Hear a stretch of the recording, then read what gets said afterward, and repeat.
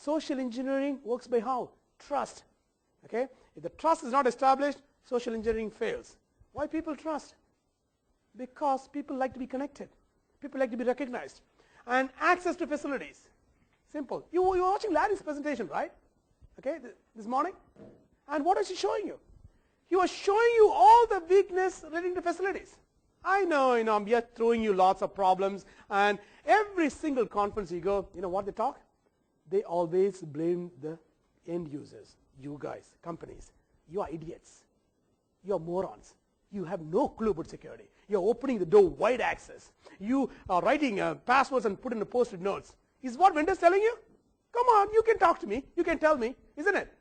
You get the feeling, right? Okay? It is all about you guys. It's all about your fault. The vendors, we are very clean. Our operating system is pretty good. Our firewalls are clean and ready to go. So if anything is wrong with the security, it's you not implementing the technology. You know what? That is totally not true. If the vendors push that kind of mentality, blame them as well. And they don't want to take responsibilities at all right now. Go to Microsoft and say, you know what? It's because of your vulnerabilities we are having a problem. No. It's your job to apply patches every day. It's your job to install antivirus software. Okay? So that is not it. Security means both the vendors and the end users. Okay? I'm really sick and tired of the end users getting the blast or the blame. Now, here we go. What is the reason behind work-related grievances? Come on, man, ask yourself, at one point in time in your company, you are not happy with the job. Come on, you can tell me. Yeah, I had my moment as well. Everybody had that, right? Okay, and you've been working hard for 5 years. You did not get the recognition. You didn't get the thank you. Great job. Somebody gets a promotion. What happens? What happens? You want to take revenge. You want to make sure the other guy does not get the proposals, the projects, whatever it is. So you try to go and sabotage. This is true. People don't admit it. It's like in the US, it's like a race. People don't talk about it. But it exists. You agree? Grievances in every single company. Okay?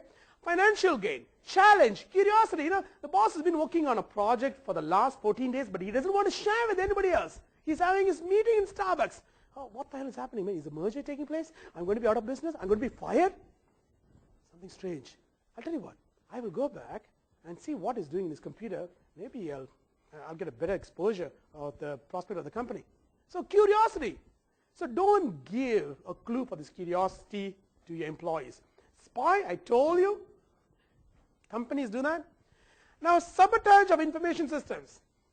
Theft of information computing assets, injecting bad code, viruses, manipulation of protocols, social engineering.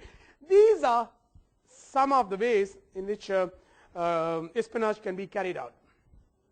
So, social engineering. Of course, I won't talk about that. Many books are written about it. And you know what? There are a lot of stories about it. How many guys doesn't know what social engineering is? Trust me, I won't go into details. I won't bore you.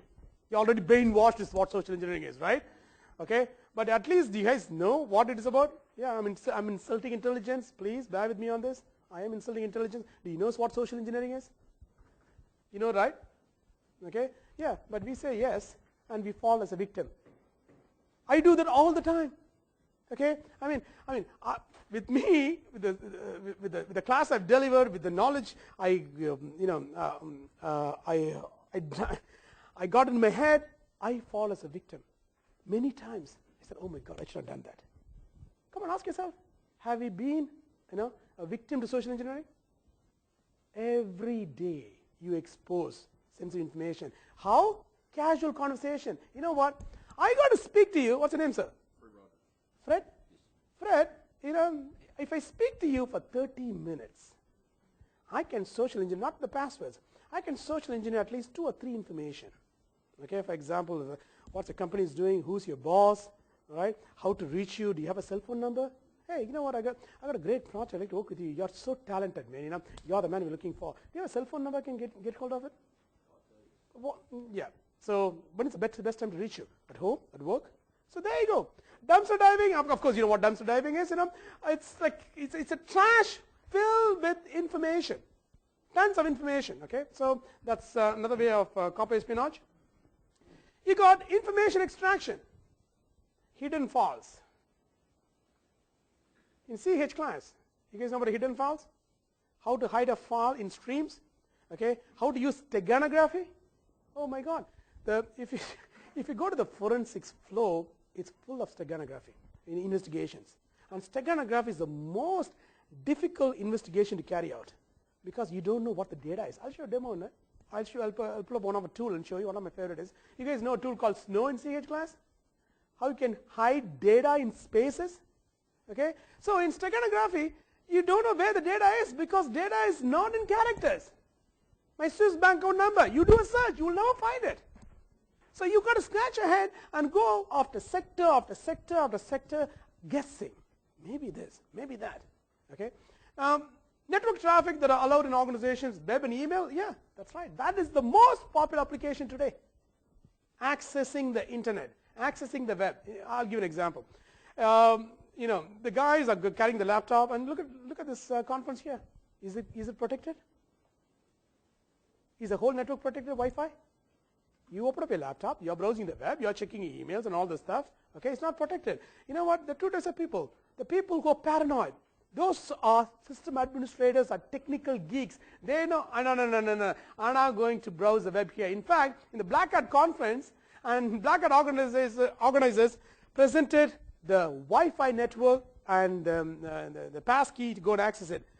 The minute the Wi-Fi came on, there were 60 rogue access points. The reporter sitting next to me, you know, says, hey, I'm going to check your email here. Yeah, it's encrypted. No way I'm going to touch my email in this network. 60 rogue access points. Okay, so insiders can use this technique to disclose organization information. So the biggest vulnerability is web and email. You know, we need that. So cryptography garbles message in a way that's meaning and concealed. I'll give an example. Al-Qaeda.